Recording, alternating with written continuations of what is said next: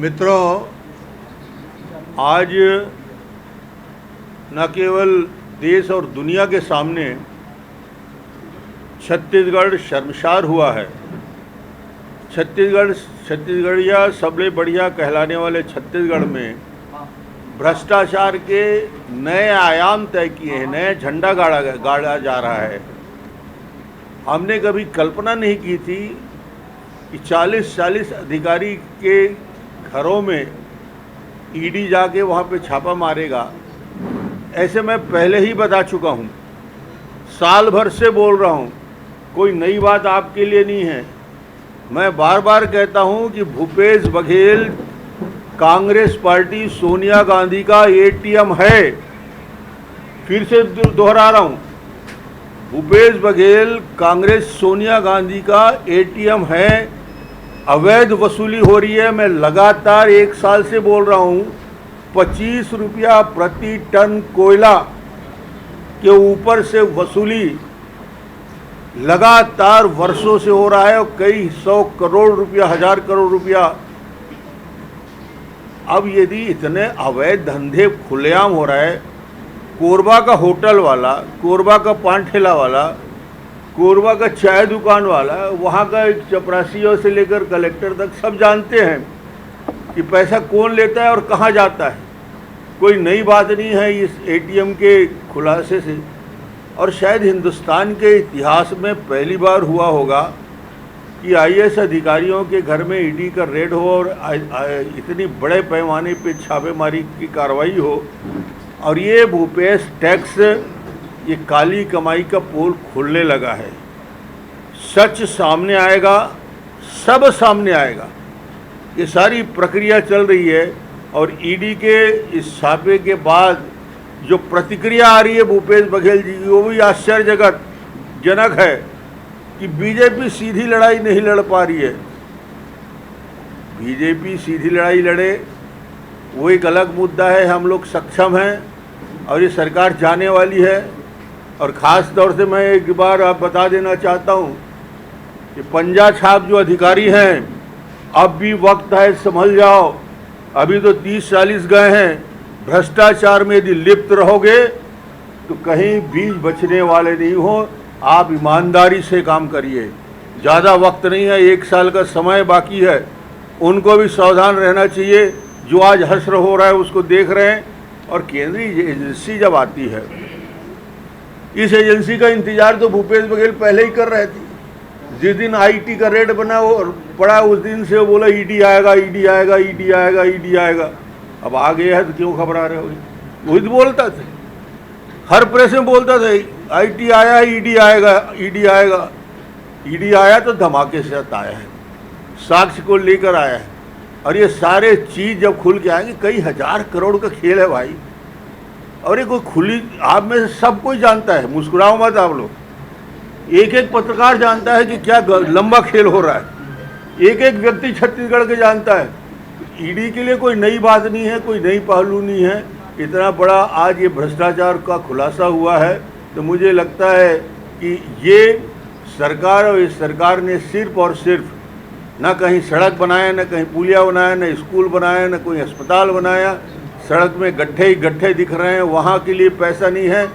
मगर वसूली करके असम के चुनाव में, उत्तर प्रदेश के चुनाव में, बाकी जगह के चुनाव में भेजने के लिए पर्याप्त पैसे हैं। तो आज ये परिस्थिति सामने आई है और आज तो ये शुरुआत है। आने वाले समय में एक एक तथ्य जब सामने आएंगे तो इनको जवाब देते नहीं बनेगा। ये जिस तरीके से कार्रवाई चल रही है, सरकार जो बीजेपी है, ये पॉलिटिकल टर्नआउट करने की कोशिश। अरे भाई, वो कोयला में 25 रुपया कमा रहा है तो कौन से बीजेपी खाते हैं? रेत में यदि खुलेआम अवैध वसूली हो रही, कौन बीजेपी को पैसा देता है? शराब में 30% की खुलेआम अवैध कमाई कर रहा है, कौन बीजेपी का एक नाम बता दो। कोई एक छोटा सा बंदा भी कि शराब के 30% के अवैध बिक्री में कोई 1 रुपया ले रहा है, रेत में कोई ले रहा है, कोयले में ले रहा है। नाम तो बताओ भूपेश जी, उनका नाम बताओ ना कि कोयला में कौन खा रहा है, रेत में कौन खा रहा है, शराब में कौन खा रहा है। ज़बरदस्ती की बात करते हो। और यदि कोई आपके साथ जुड़ा है तो उसका नाम हमको बताइए। मुख्यमंत्री कह रहे हैं कि बीजेपी सीधी लड़ाई लड़ाई नहीं लड़ पा रही, इसलिए जो है सेंट्रल एजेंसियों को आगे कर रही है। अरे साहब, हम तो लड़ते रहे हैं, पूरे देश में लड़ रहे हैं, छत्तीसगढ़ में भी लड़ रहे हैं, इनका सफाया नज़दीक आ गया है। हम तो अपनी लड़ाई लड़ते रहेंगे, कोई दिक्कत ही नहीं है। जनता तैयार हो चुकी है और जनता के मन में भीषण आक्रोश है। सर वो ये भी कह रहे हैं कि चुनाव जैसे जैसे नजदीक आ गया वैसे वैसे और ऐसे छापे बढ़ेंगे। तो भैया ये काम बंद कर दो ना, ये वसूली बंद कर दो। 25 रुपया ले रहे हो तो कौन छापा मारने आएगा? रेत का बंद कर दो, शराब का बंद कर दो, तो फिर कहाँ आईटी का रेड और कहाँ ईडी आएगा? जिस सोर्स को बंद करो ना, उसको बंद नहीं करते और बीजेपी को बोलते हो। मुख्यमंत्री ने यह भी सवाल किया कि चिटफंड में 6,500 करोड़ का घोटाला हुआ, ईडी ने वहां तो कार्रवाई नहीं की। अरे भैया, 4.5 साल से तुम क्या कर रहे हो यार? मुख्यमंत्री कौन है? सरकार कौन है? डीजी किसका है? पुलिस किसका है? एक चवन्नी का भी कोई मामला निकालने की ताकत नहीं है।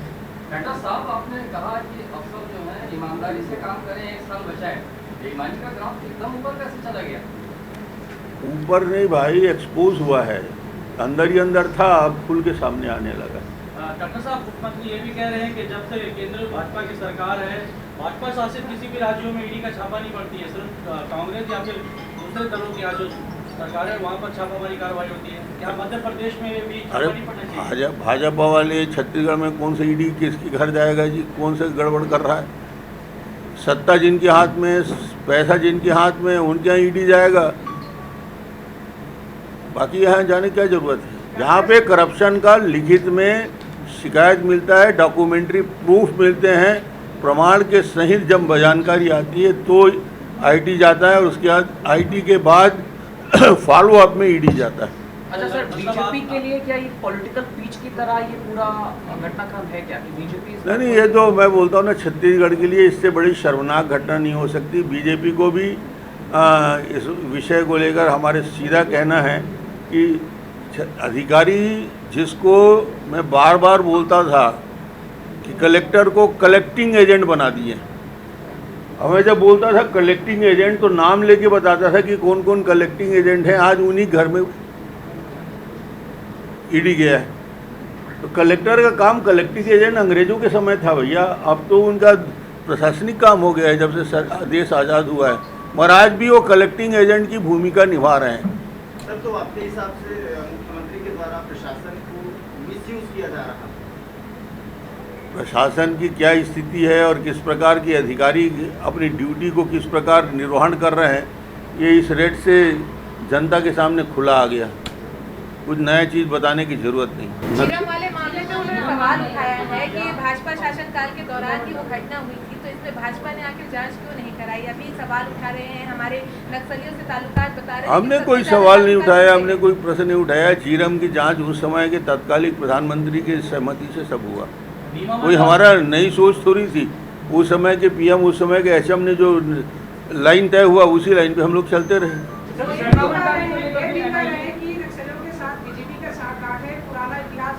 ये तो खुल के आ गया, कल लिस्ट सहित आ गया। महेश गागड़ा ने साफ साफ शब्दों में बता दिया किसका किससे संबंध है, पुलिस पकड़ के ले आई है, कौन कहाँ करता है, उसकी पूरी जानकारी आ गई है। तो खुल के आ रहे लगे हैं अब तो लोग।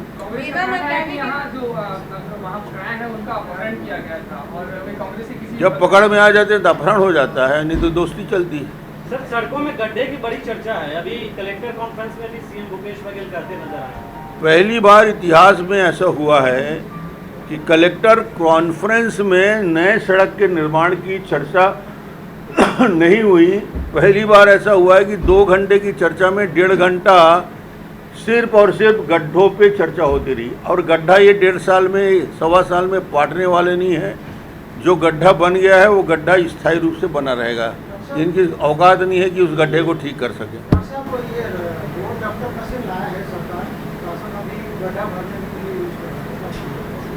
वो नए नए ईजाद करते हैं, सबसे ज़्यादा कमीशन किस में मिल जाए, ये प्रयोग का हिस्सा है।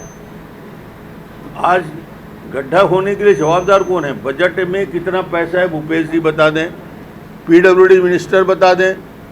अकेले पाटन में 1700 करोड़ एक विधानसभा में खर्च क्यों करते हो भूपेश जी बता दो।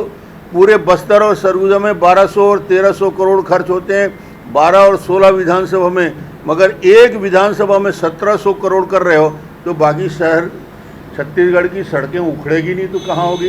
पूरा पैसा एक जगह दे रहे हो, अकेले पाटन में दे रहे हो, तो पाटन ही उनका क्षेत्र है, पाटन ही उनकी विधानसभा है, पाटन में ही इनको वोट लेना है। बाकी पूरा छत्तीसगढ़ पूछेगा कि हमारे गड्ढे को क्यों नहीं पाटे।